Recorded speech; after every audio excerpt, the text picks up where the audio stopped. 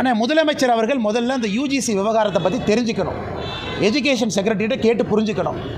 பிப்ரவரி 5ஆம் தேதி வரை மத்திய அரசு என்ன சொல்லியிருக்கிறாங்க, யூஜிசியினுடைய டிராஃப்ட் நார்ம்ஸ் நாங்கள் இந்த மாதிரி டிராஃப்ட் கொடுக்குறோம், ஒரு மாநிலத்திலையும் ஸ்டடி பண்ணுங்கள், உங்களுக்கு பிரச்சனை இருந்தால் எங்களுக்கு அப்ஜெக்ஷனை தெரிவிங்க. பிப்ரவரி 5ஆம் தேதி வரை அது டிராஃப்ட்.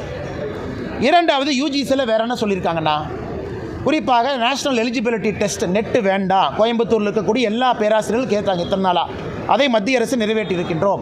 அதாவது இன்சைட் ப்ரொமோஷன், கல்லூரியில் சேர்ந்த பிறகு அதுக்குள்ளேயே எங்களுக்கு ப்ரொமோஷன் வேணும்னா நீங்கள் நெட் எழுத சொல்கிறீங்க, நாங்கள் 50 வயசில் எப்படி நெட் எழுதுவோம், அதை நாங்கள் மத்திய அரசிடம் எடுத்து சென்றிருந்தோம்.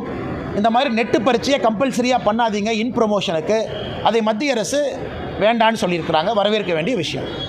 அதே போல் மத்திய அரசு இன்னொன்று சொல்லியிருக்கிறாங்க, ஒரு பல்கலைக்கழகத்தினுடைய துணைவேந்தர் ஒரு ஆசிரியராக இருக்கலாம், பேராசிரியராக இருக்கலாம், இன்னொரு துறையில் வல்லுநராக இருக்கலாம், ஒரு மேனேஜ்மெண்ட் ஃபீல்டில்.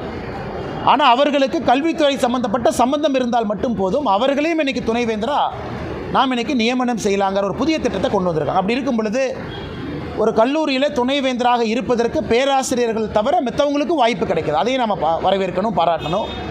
நான்காவது, எப்படி அந்த துணைவேந்தரை செலக்ட் பண்ணுறது, அதில் குறிப்பாக 3 பேர் கொண்ட குழு அப்படின்னு இன்றைக்கி அந்த யூஜிசி டிராஃப்ட் நாமில் இருக்குது. ஒன்று யூஜிசியினுடைய நாமினி, இன்னொன்று பல்கலைக்கழகத்தினுடைய செனேட் நாமினி, மூணாவது கவர்னருடைய நாமினி. இந்த 3 பேர் கொண்ட குழு.